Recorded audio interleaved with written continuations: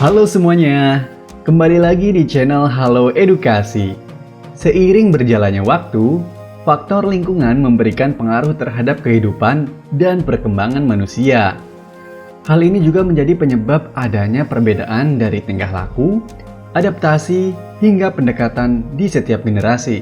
Menurut Grant Codrington dan Sue Green-Marshall, setidaknya dalam kurun waktu 100 tahun, ada 6 kelompok generasi manusia.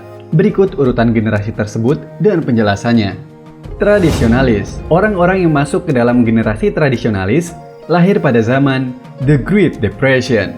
Hal ini disebabkan karenanya adanya krisis ekonomi global yang membuat generasi ini mengalami kondisi serba kekurangan. Generasi tradisionalis juga menjadi saksi untuk kejadian besar dunia. Salah satunya ialah Perang Dunia II. Mereka banyak yang merupakan veteran perang dan memiliki jiwa patriotisme yang tinggi. Ada sekitar 50 juta silent generation yang masih hidup hingga saat ini, dan rata-rata mereka berusia di atas 80 tahun. Teknologi tercanggih pada generasi tradisionalis adalah radio yang tidak hanya sebagai alat komunikasi saja, namun juga sebagai hiburan. Baby Boomers. Generasi berikutnya yakni generasi Baby Boomers. Merupakan generasi bagi sebagian besar orang-orang yang telah mengalami pertumbuhan kelahiran secara pesat. Ditambah generasi ini secara bertahap pulih dari kesulitan setelah masa perang. Kebanyakan generasi baby boomers ini memiliki pemikiran pada pencapaian karir secara konsisten. Mereka berpikir bahwa semua itu demi kesejahteraan anak cucu di masa depan. Bahkan, generasi ini dianggap terlalu idealis dalam membuat perubahan ke arah positif.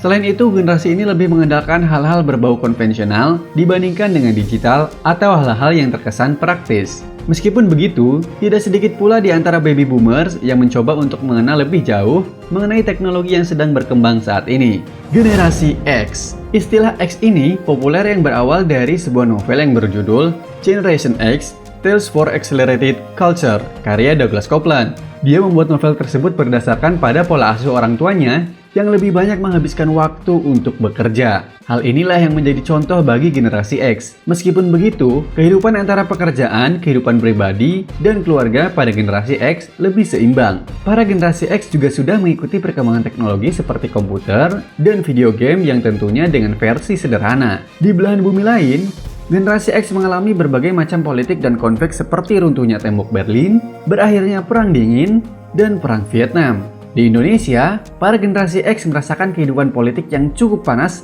pada masa pemerintahan Orde Baru. Generasi Y. Para generasi Y, atau dikenal juga sebagai kaum milenial, memiliki prinsip work-life balance. Bukanlah harta yang terus dikejar, namun kebahagiaan bersama, solidaritas, dan keeksistensian diri untuk mendapat penghargaan dari lingkungan sosial. Generasi ini mengalami fase transisi dari analog ke era digital, dan tentunya dalam berbagai aspek. Mereka juga berkembang bersamaan dengan semakin dihargainya nilai-nilai persamaan dan juga hak asasi manusia yang membuat generasi ini semakin demokratis. Banyak yang melihat generasi ini lebih mengutamakan kegiatan bersenang-senang. Justru generasi inilah yang dianggap dapat memberikan banyak pengaruh baik bagi masa depan. Para kaum milenial ini lebih pintar dalam melihat peluang, terutama di bidang bisnis dengan konsep yang inovatif dan menarik. Di Indonesia ada banyak generasi Y yang mencoba membuka perusahaan baru atau lebih dikenal dengan startup, dan beberapa di antaranya masuk sebagai unicorn.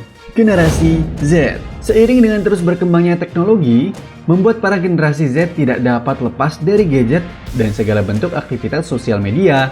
Menurut survei, sekitar 44% generasi Z membuka sosial media setiap jamnya. Tidak heran jika Gen Z lebih cepat memperoleh informasi dibandingkan dengan generasi-generasi sebelumnya. Sebagian besar generasi ini lebih menyukai hal-hal instan, praktis, dan cepat, akan tetapi tidak sedikit pula ada yang masih memilih cara konvensional.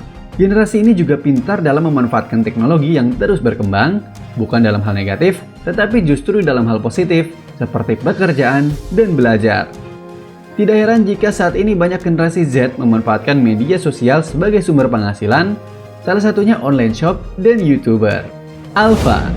Survei membuktikan bahwa setidaknya ada 2,5 juta generasi Alpha yang lahir setiap minggunya, dan diprediksi bahwa angka tersebut terus mengalami peningkatan setiap tahunnya. Tidak berbeda jauh dari generasi Y dan generasi Z, para Alpha sudah tidak asing dengan teknologi, meskipun usia mereka masih sangat muda dan hal tersebut dianggap lumrah. Sebagian besar generasi Alpha cenderung menyukai permainan yang berasal dari gadget daripada permainan tradisional. Jangan kaget jika mereka kurang bersosialisasi terhadap lingkungan di sekitar, kecuali dalam keluarga. Pola pikir dan cara bekerja mereka masih belum dapat diprediksi. Mengingat usia tertua dari generasi ini adalah 10 tahun, dapat dipastikan jika generasi ini akan hidup berdampingan dengan kemajuan teknologi bahkan ke depannya.